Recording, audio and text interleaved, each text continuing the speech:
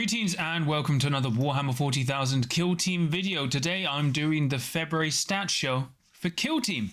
But before we get into things, please remember to like and subscribe as well as comment. Let me know what you thought of the stats. Do you like what you see? All of that jazz. And remember, I've got a Discord you can check out for free in the episode description below, as a Patreon, and also an affiliate link at Element Games if you want to give me some more support. But yeah, today I am doing a little overdue February stat show for Kill Team. Once again, covering all the international tournament stats for Kill Team. So once again, this is all harvested from the Best Coast pairing apps and from TOs that submit to us, and it's all done by Hot Sauce Teddy. So he deserves all the praise. I'm just a lovely face. Oh yeah, that comes with all the pitfalls of BCP. So if your tournament isn't on BCP, then it isn't really recorded. And then there's the other issue of, well, basically, you know, people selecting the wrong teams, that kind of stuff. And, you know, we can't really differentiate between Into the Dark and Open anymore because TOs have stopped really saying that on the descriptions. But it should be a comprehensive look. And what I'll do, not only will I look at February, I'll look at the combined stats of January and February to see what was likely to happen in the Balance Dataslate due later this month, because GW probably won't use anything from December, unfortunately, data-wise. And yeah, it should be an interesting look, as well as you'll see some March results just because it's March now, and some other stuff I'll get onto. But let's get on to the stats. So for faction win rates for February, so as you can see from overall stats, including all events, you've got Elucidian Star Striders at 64%, you know, slightly down from 69. Imperial Navy Breaches at 61% effectively. You know, they're very balanced according to their player base. Then you've got the Void Dancer Troop at 57 almost, as well as Hand of the Archon at 57. But notice it's only about 20 players for Hand of the Archon. So I'll show an image about how people feel about Hand of the Archon about now. But these are just early results, right? It's good, but there's only 20 games. Then you've got Hunterclade at 56 again. And then also you've got Corsairs at 54, Galloppox at 54, and Legionnaire at 54. And then also you've got Blooded at 53. Then you've got most teams sitting around the 50 to 45% mark. The only teams that are below 45 are just the Kazakin at 43, Wormblade going down to 39%, Phobos at 39, so like 1% better, Hyrotech up to 35, which is much better than where they were before, Exaction at 33%, and Pathfinders, shockingly at their worst result ever, like literally 33%.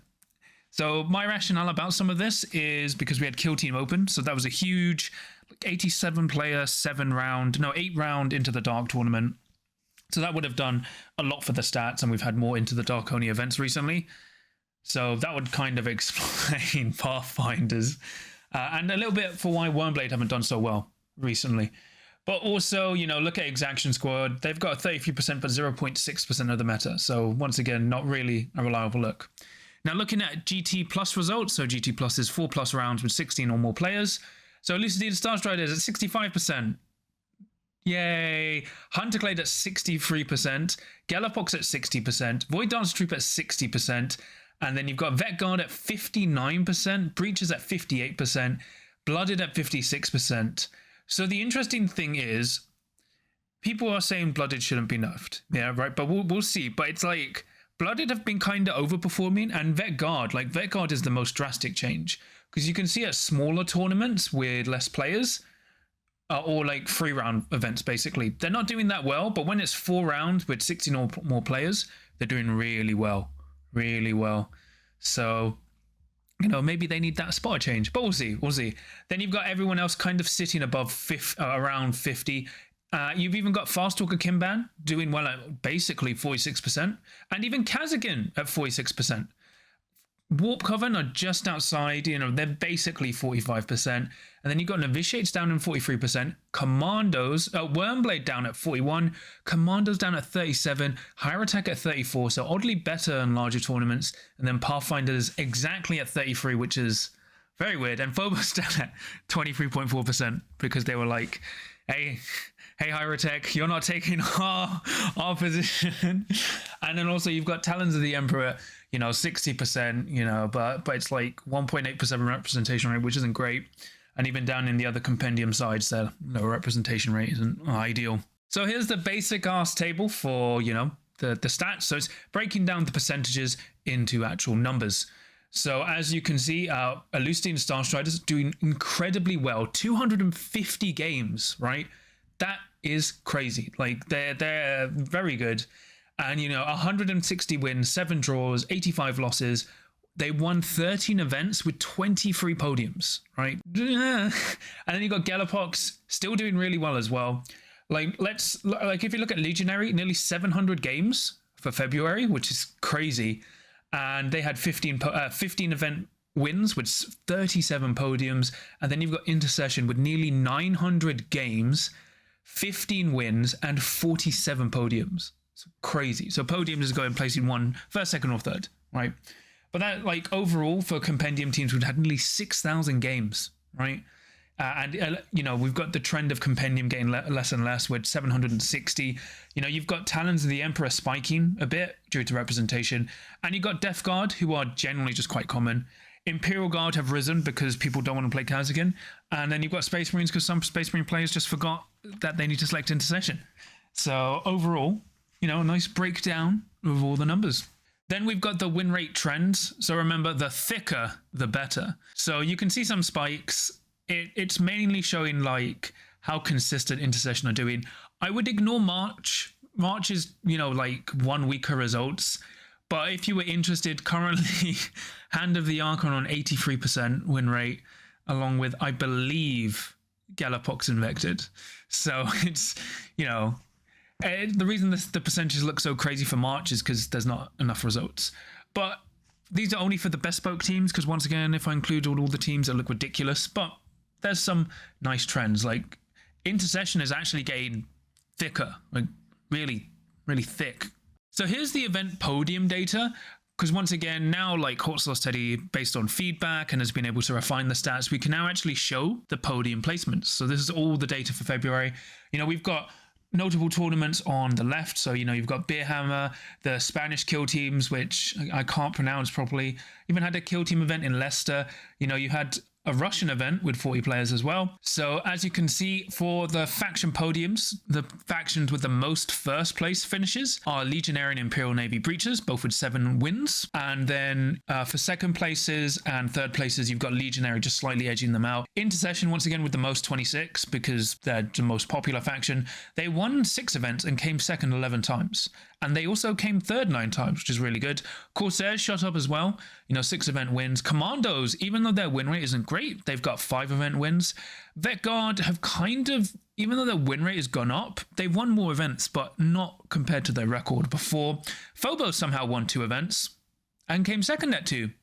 I don't really know outside of that. And, most teams are doing well. Even Blooded won 2 events and came third at 2. And then somehow Hyrotech Circle won an event. Anything's possible. And Galapox, despite their really high win rate, they only won 1 event, came second at 2, and came third at 3. So that's really interesting as well. And then Hunterclade, their win rate has gone up, but they won no events. They came second 4 times and came third twice. And Hand of the Archon for February, they only actually came second at 2 events. They didn't win any events. So just some interesting data there. So once again, we've got the size of the meta. So as you can see, for number of players, February has been another record-breaking month in the game, where we've had, nearly 800 players, which is amazing. Really, really good. Well, more than 800, probably 840, something like that. And the number of events, while it hasn't actually reached what we've had before, we're having, once again, more GT Plus events than we are having normal events compared to other months. So January we had the most GT Plus events, and then in February we had the second most, well, tied for December. So overall, still really good stats.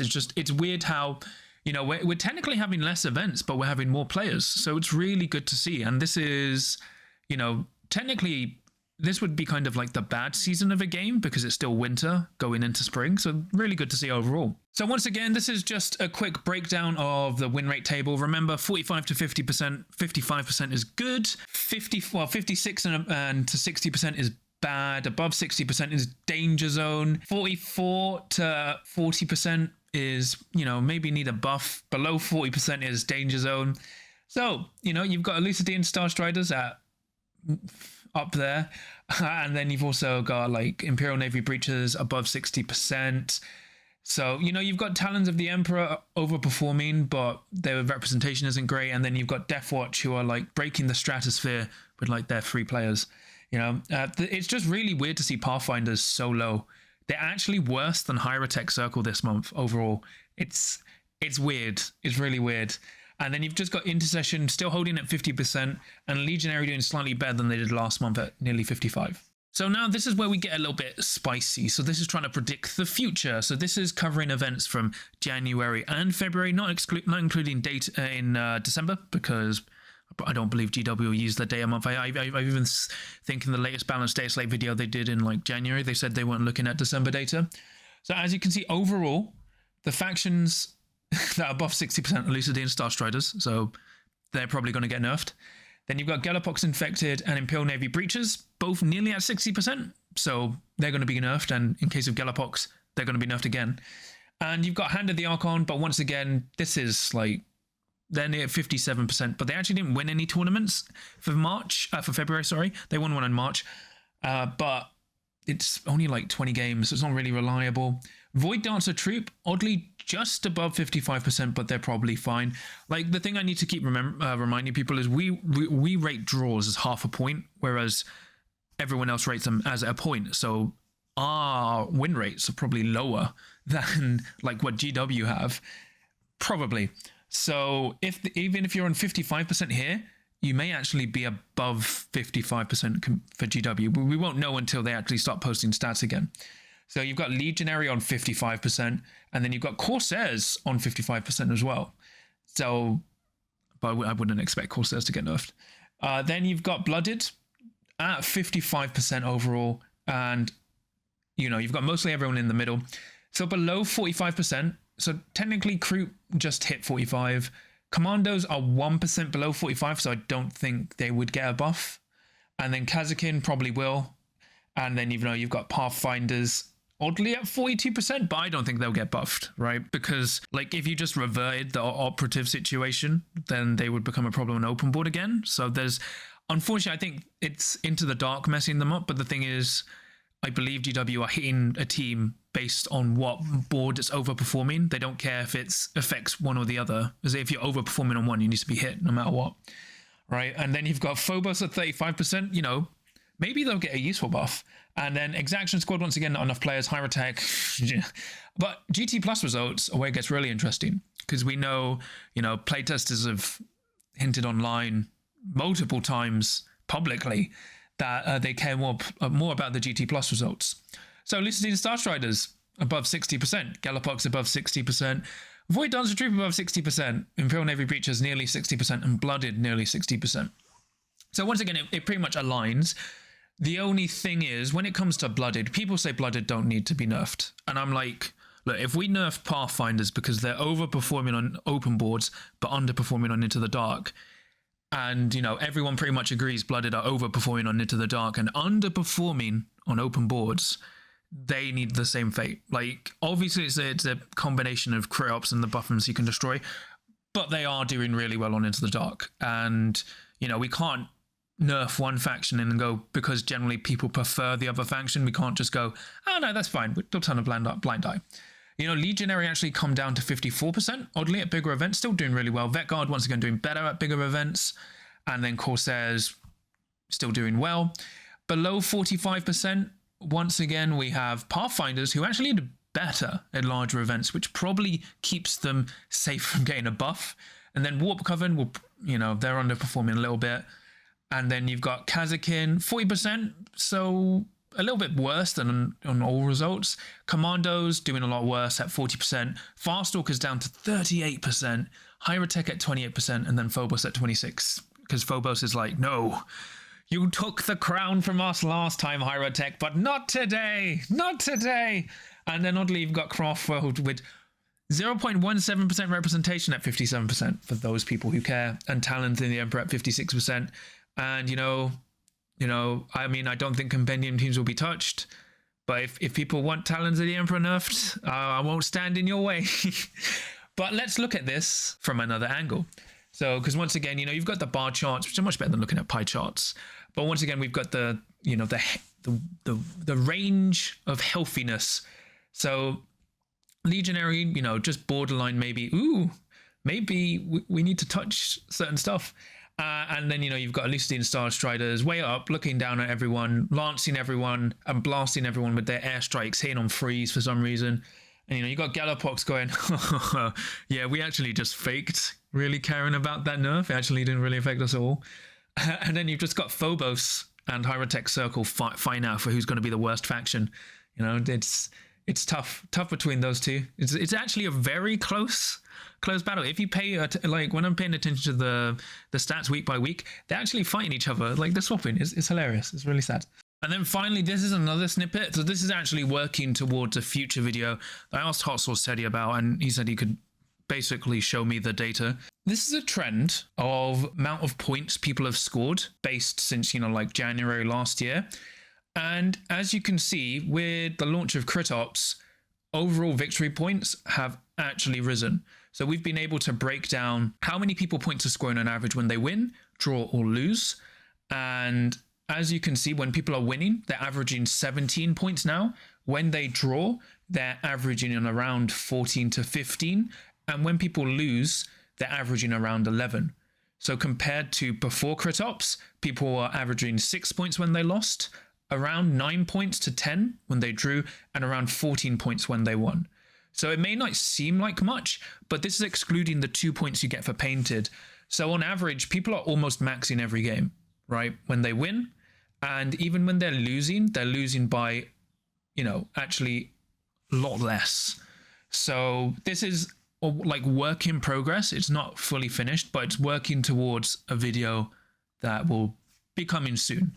Right, so this is just more of like a teaser, and what else like we can do with the stats, because once again, people are asking about this, and then like me and Hot Sauce Teddy had a chat about it, and then he was like able to hash it out. So this is really cool information. I didn't even think we could do this, but because how Hot Sauce Teddy has refined his data collection, it's really awesome. So we're gonna, you know, show more cool stuff like this going forward, but this is just a teaser for one of my future videos.